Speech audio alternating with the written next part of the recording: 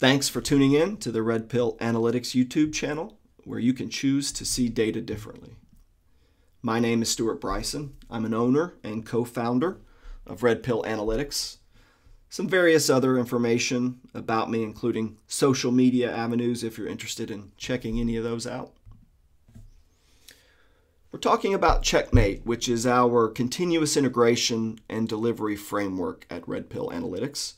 And specifically in this video, in this series of tutorial videos, we're looking at our OBI-EE plugin to Checkmate. Where we left off in the last video, we got all the way to publishing. So we demonstrated how to do that both from our Checkmate app as well as from a back-end continuous integration server. Now we want to talk about how Checkmate enables a new style of multi-user development. And in this case, we use feature branches. We use the built-in functionality in our source control tools to make it much easier for front-end developers to simply develop. We'll take a look at the part that the OBI-EE build server plays in building and testing those feature branches. We'll also take a look at how it feels for the front-end developer to interact with source control and use the Checkmate app to do that. In case you're not familiar with source control or perhaps simply haven't used it on a BI project, I want to talk through some of the basic features that we make use of in a Checkmate environment to make it really easy to develop with OBI-EE. So branches are isolated workspaces where an individual developer can focus on making code changes that'll be merged back in later without interfering with the ongoing development of other users. So in this case, a developer has created a feature branch at point A and will work on metadata or catalog development in his or her own OBI-EE workstation using this isolated branch. Similarly, another developer can create a feature branch at point B and take that feature branch to his or her own isolated OBI-EE workstation, work on developing new reports, new dashboards, new metadata. At some point, feature A will be complete and the developer will issue what's called a pull request or a merge request to have that branch merged back into the main line. And similarly, feature B will also be merged in so that we have a complete unified code base at point D, which we can then continue to develop on, release to a downstream environment, etc. So let's dive in and see Checkmate in action. So I'm here on my Windows development workstation. I'm looking at the Kanban board we use to track the progress of development for the project. And I'm going to grab the first issue off the stack on Selected for Development. We'll move that into In Progress. And that's asking me to create a calculated commission column on the trade fact. So the first thing I need to do is create a branch, a feature branch, to track the progress of this issue. So we'll go into source tree for this. See that I currently have the master branch checked out. Just quickly pull to make sure that I have the most recent content there in the master branch. That's good. Usually name our feature branches to match the issues or tasks that we have from our project tracking system. Create that branch. You can see that I have it checked out there. The next step is to use our Checkmate app to put all of the content from Git, build that content, and deploy it to our Windows workstation where we have OBI-EE running. So I'm just going to create a new card here. We want the import. We're going to move metadata and catalog into our Windows workstation. Execute that task. It didn't prompt me for credentials because I ran an import task a few minutes ago. This will take just a few seconds. We're building our binary repository from the MDS XML source. We're importing that. We're building our catalog and importing that as well. Hopefully you can see that. I know the font's a little bit small. So once that's been imported into our OBIEE workstation, let me just close that. Log in again since the content has changed. There we go. So this is the trade fact that I need to add a new column to. I'm going to base it on commission, so we'll duplicate that. We'll call this our calculated commission column. Hopefully I'm spelling that right. It's not really important what we're developing, just that we're developing something. So this calculation will be a bit of a make-believe. We'll move the commission over and tell you what will make the salespeople really happy, and we'll multiply their commission by 1.3. And we'll add that to this trades subject area, or brokerage trades subject area. Add it right there on the trades fact. Save it. Hope that we have a consistent repository. And we do. Now, because Checkmate manages moving both the repository and the catalog in and out of source control, we can go ahead and do some front-end development for this branch as well. So we'll jump into our OBIEE front end. We'll say new analysis. We'll choose the brokerage trades subject area. We'll reload our server metadata, make sure we get the most recent content. And there's my calculated commission column. Put that right there. Let's add, tell you what, we'll add commission to go right along with it. We'll add we'll add a dimension just for the sake of getting a consistent report. That all looks good. See if our results are good. It's about what we might expect. Let's save this to the analyses folder in the shared folder. We'll call it calculated commission. And that's good. So now from a development perspective, we're pretty much done with that issue.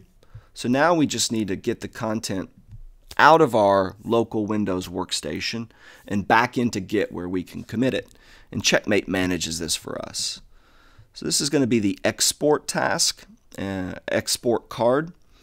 And we want both the metadata and the catalog, so we'll choose all data. And we'll execute that.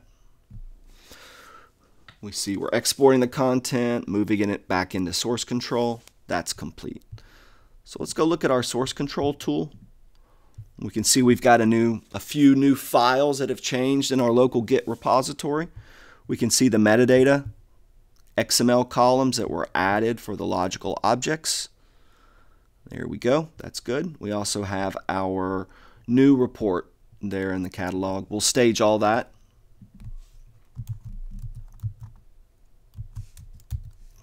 I'll even log some time on the Jira ticket. I'll say I worked an hour on that.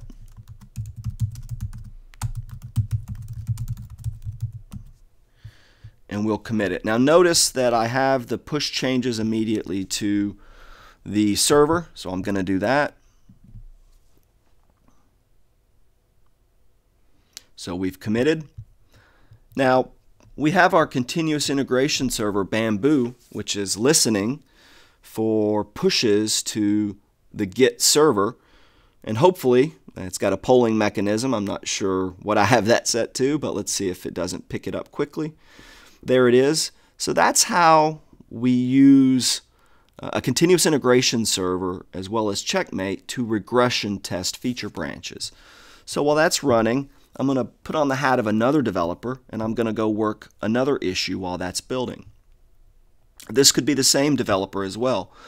The important part is that we regression test automatically any code changes, so it's not something that the developer really needs to work or really needs to think about. The developer just develops and it can go back and check the status of these regression tests at a later time. So we'll go back and check out the master branch again. That's good. Go back to our board. We'll move that to done. We have a new issue here, and this is create a calculated tier column in the customer dimension. So that's issue 10. Let's create a new branch for that. A new feature branch to track that feature. There, that's good. Now we'll use the Checkmate app to move that into our Windows workstation. So we want to import all content.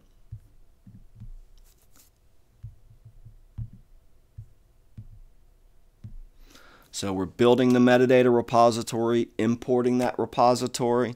We're building our catalog content from source. So we're also moving that into the Windows workstation. This is real time, so it might take a few seconds to complete this build. There we go. It's all good. Now when we go into our, let's close this and reopen it. Connecting in online mode to my local OBIE server.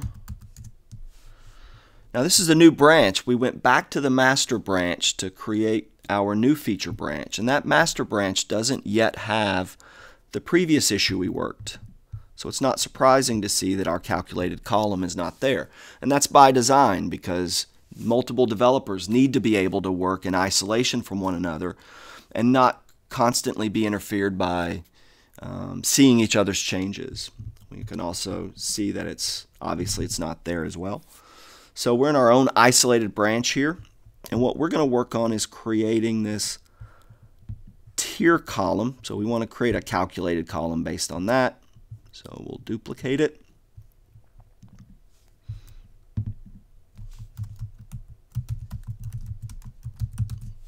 This is an integer, so we'll simply do another multiplication similar to the last one.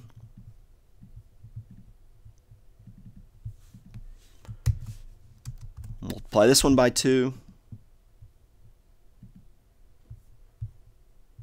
We'll move that to the customer dimension in our subject area. Did that take? Don't believe so. Try again. There it is. Save this.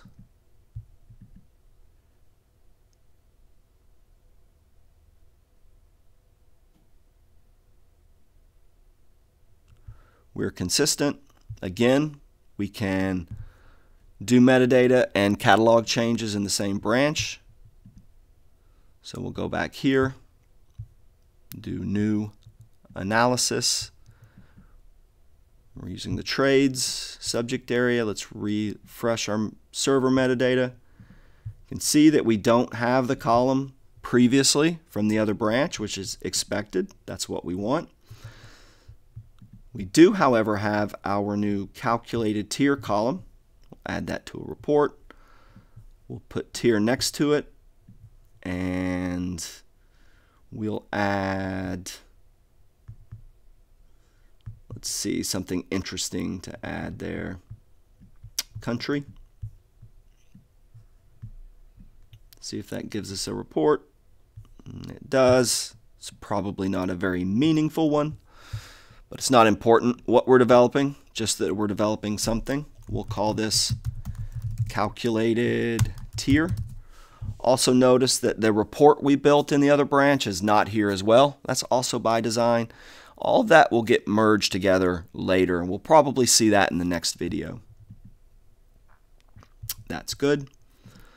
So now we've got metadata and catalog content that we've completed in our workstation. We need to move that back into our Git branch. So we'll export all data. And there's our card.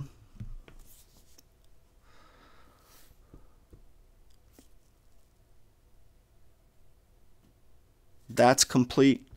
And we should expect to see some changed files here. We see our report, and we see the 2 files that make up our report in the catalog. We also see about 3 XML files that changed from the addition of the column to our logical dimension table. We'll stage all that.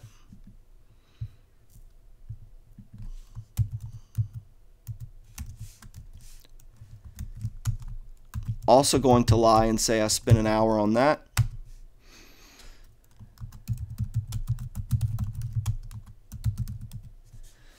Again, I'm going to commit it and push it straight to the server. That's complete. I'm going to mark this task as finished. You can see that. Check out our Bamboo continuous integration server. You can see I still have my previous build running. It's been running for about 6 minutes, and I can tell you that about half that time is spent building the bar file. So the bar file takes about the longest of anything in the build process. And this one's queued up, so it'll run as soon as that's over. Now the interesting thing is that because Jira and Bamboo work so well together, there's also integration from Jira to Jenkins and other continuous integration servers. But because that integration is there, I can take a look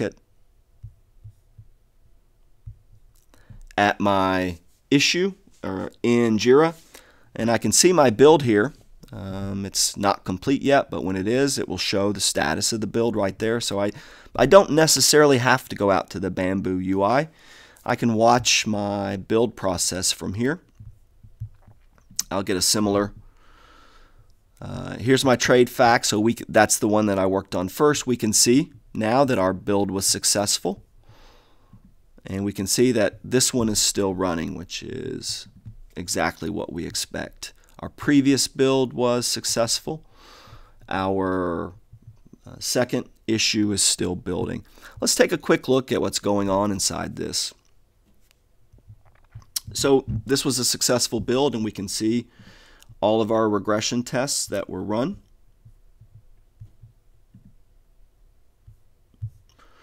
And we'll dive into exactly what's going on with this regression testing framework in the next video. But just see that basically we declare certain analyses in our catalog as regression tests. And each regression test runs through 3 phases, which is a baseline, a revision, and a compare, where we can check to see if we've introduced any regressions. Now the final task is, the final part of the workflow when we've completed a task is to open what's called a pull request. Now this one is complete, so I know that I can confidently open a pull request for this. And I can actually do that as well from Jira. Create a pull request.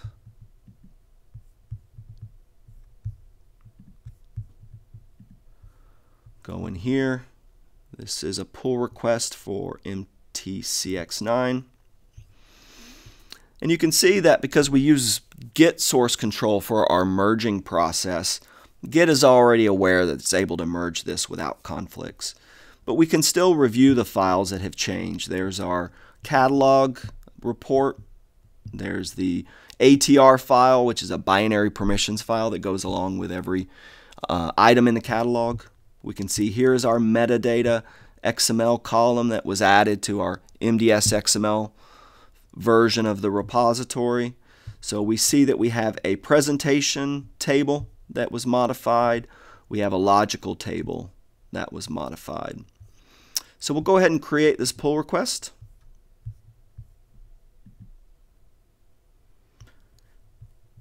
And we can see that Git already informs us immediately that we're not going to have any conflicts with this. We need to go back to our second issue that we worked on, which is the calculated tier. We can see our build is still running. Go check that out in the continuous integration server. It's been building for 3 minutes. We have about 3 minutes left. I feel really confident that this is not going to have any regression test issues. I'm going to go ahead and open the pull request for the sake of brevity.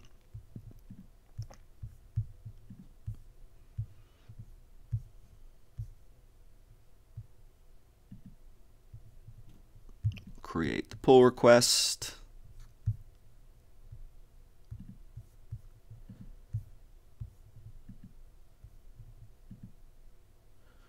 Also, we know we're able to merge, and here is our calculated tier report, as well as the associated ATR file, and some of our metadata changes. So we'll create that pull request. It's also able to merge. So that's pretty much it from the developer point of view.